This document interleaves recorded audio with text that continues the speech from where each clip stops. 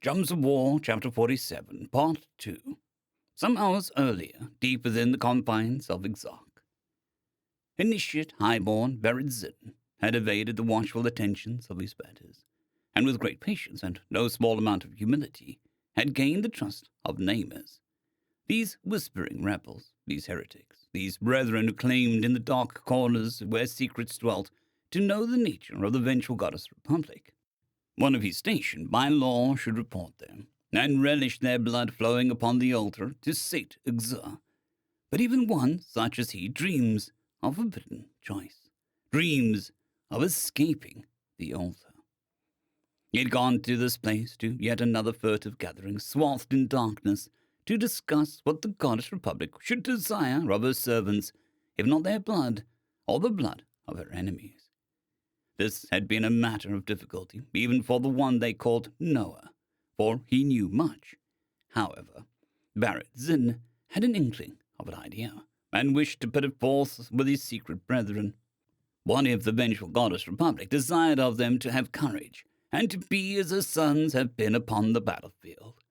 Indeed, even with her fearsome weapons, it took much courage for one to face 20, and this was such a thing that the sons of the vengeful goddess Republic did with such frequency that even the most ignorant of serfs knew them to have courage. He had just whispered his idea into the dim of the meeting place, when the very ground beneath them shook, and upon going out into the harsh sunlight of the day, the very air was filled with the sounds of battle. The vengeful goddess Republic could strike even here, and the heart of the Dominion. Initiate Highborn Veridzin decided, whether his brethren agreed with him or not, he should do as he said. Deep within his heart something was kindled as he watched burning streaks in their hundreds claw across the sky, a burning, raging desire that he had not the word for. But he knew the great fury, that he and no other should decide where and whom his service ought to lie, and it ought not be given simply to postpone the fate of ignominy. He looked not behind him as he roared with that fury, but heard it swell at his back. Within the palace, Lord Master Quaden Enha rallied the palace guards. All about the palace, a rain of fire and death beset his people, while the vengeful goddess Republic poured out her wrath upon the heads of the servants of Exarch. May the stars tremble at his steps. He had known his whole life that none could be more mighty than Exarch, for it was he who kept the stars from devouring all untimely. And yet, no, such thoughts were above even he.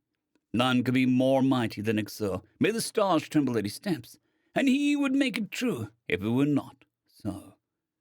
The sons of the vengeful goddess Republic would be taught their place beneath the Exarch at the feet of Exarch. May the stars tremble at his steps. He would make it so.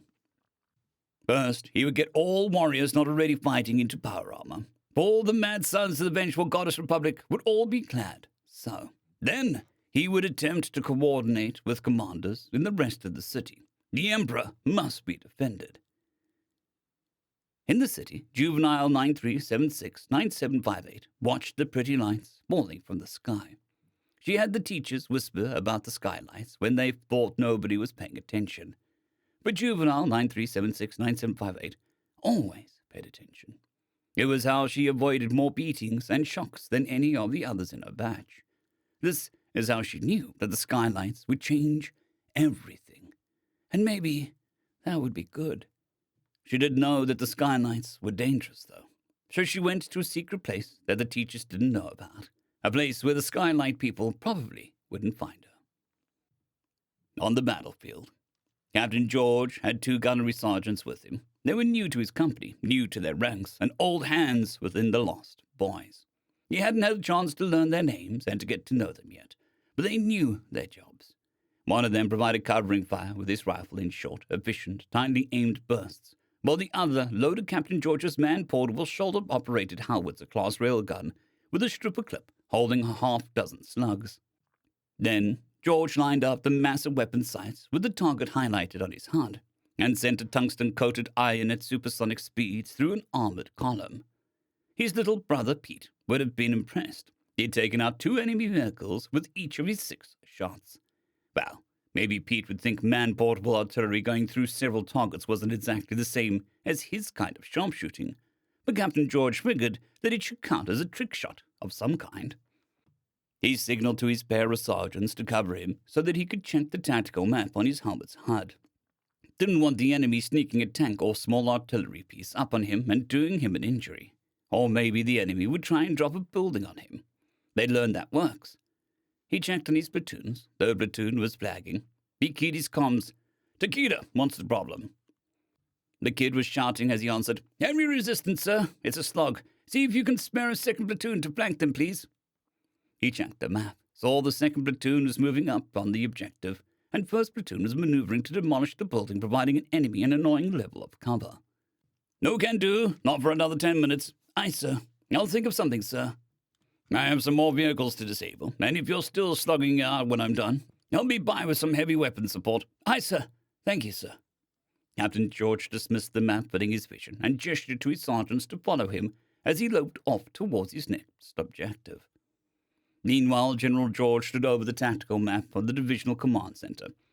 "One day the Navy will include coffee in the command pods," he muttered to nobody in particular, as he watched icons forming a ring around the objective shift and move almost imperceptibly. "We're lucky they give us real food," Captain Ironcloud muttered darkly. "Speaking of Navy, ensphearment complete.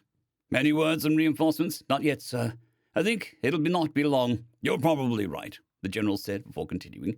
"Sato, can I get an assessment of here, and here as landing zones for heavy command pods?" "I shall need some guys to peel off the fight to take a look, sir." "Jurasak, find him some teams." "Aye, sir." "What are you thinking, sir?" "I'm thinking that we might be able to get an enemy to be angry," General George said with a feral grin.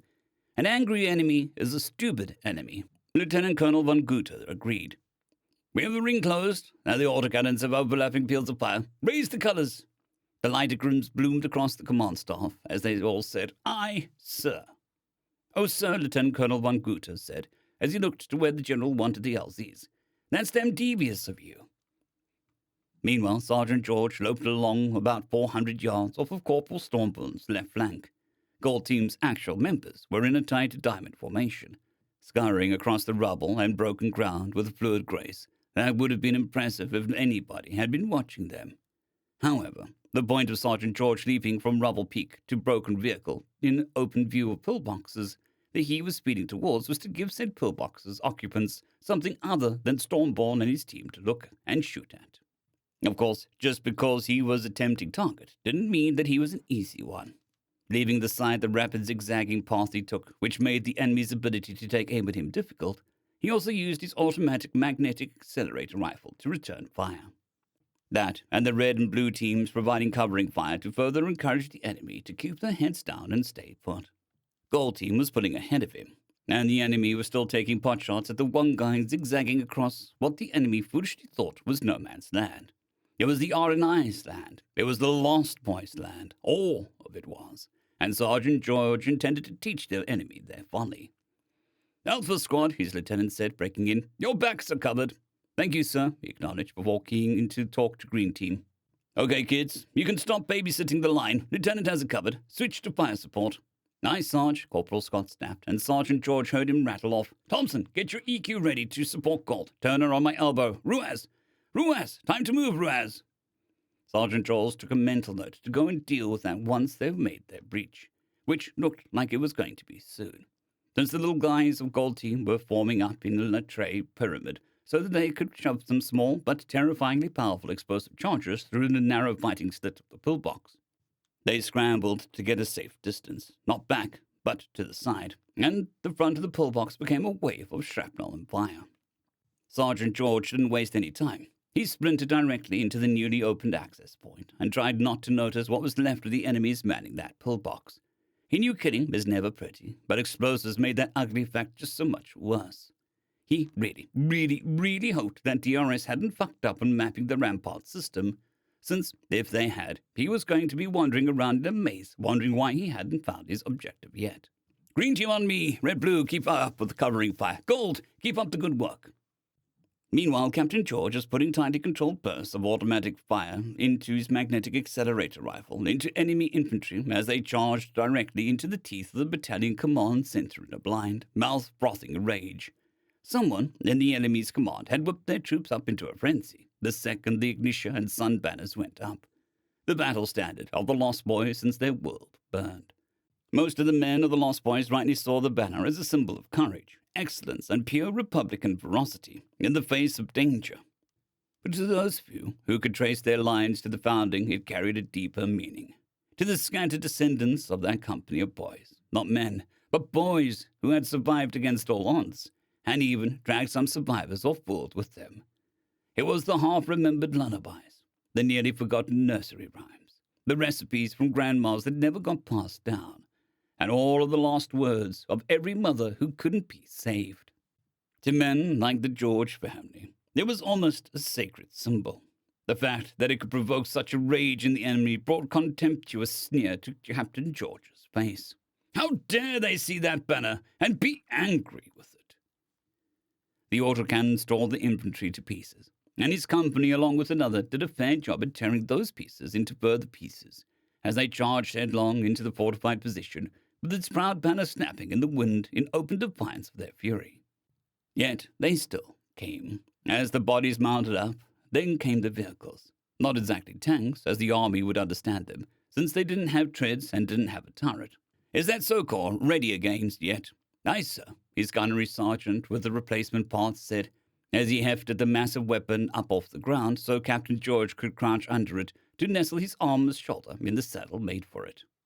Make sure nobody comes up to argue with me while I discuss things with the commander of that column, Captain George said as he took aim at an obviously furious man dressed in what looked like stupidly fancy robes, standing on top of an armored vehicle, flinging a baton around.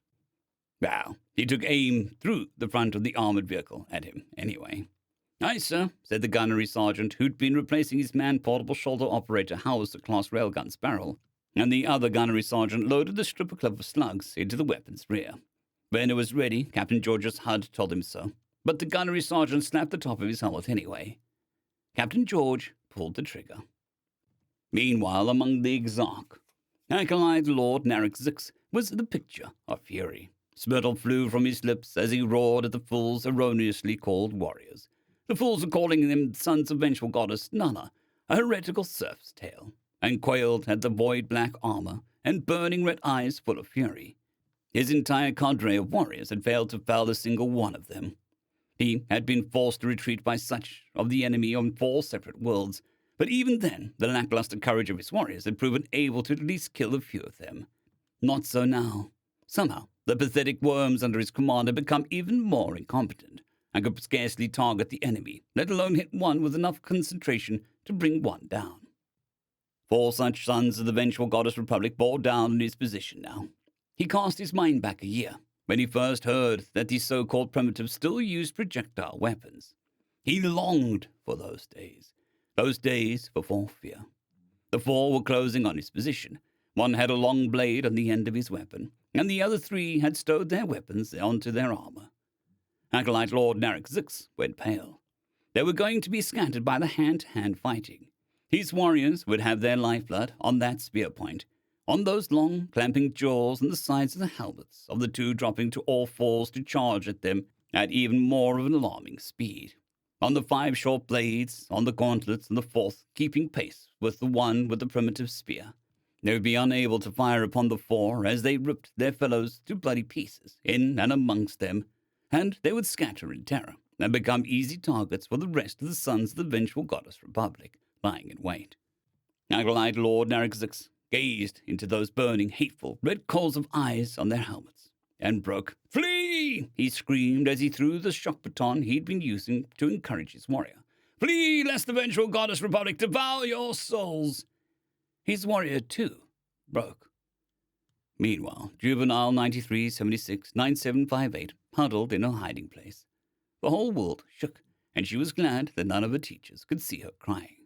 Crying wasn't allowed, and last time she let herself cry, she was beaten with a shock baton instead of a strap. The Skylight people were killing the warriors and the high ones, but Juvenile 93769758 didn't know how to feel about that. She knew that many warriors merely did as they were told, like any serf, to avoid the beatings, or to keep their descendants off the altar untimely. She herself had been beaten twice to remind her sire of his place, and had seen many of the boys, sired by warriors, take many more such beatings.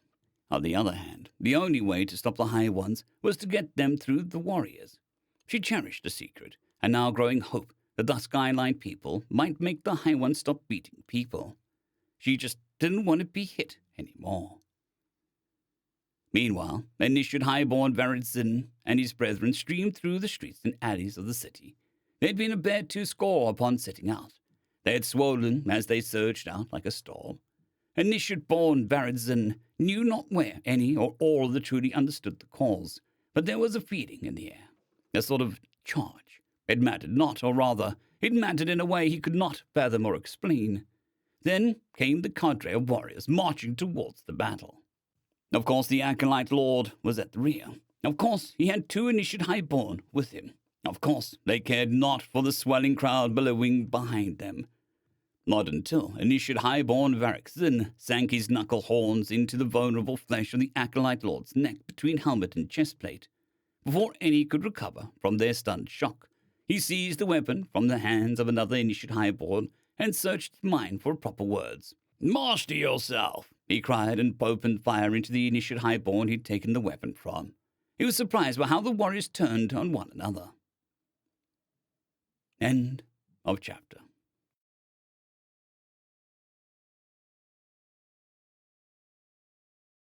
I'd greatly like to thank our Tier 5 channel members, Casper Arnholtz, John Creighton, Manatharia, 050, Dragzoon WRE, and Elijah Silvercross. Thank you very much.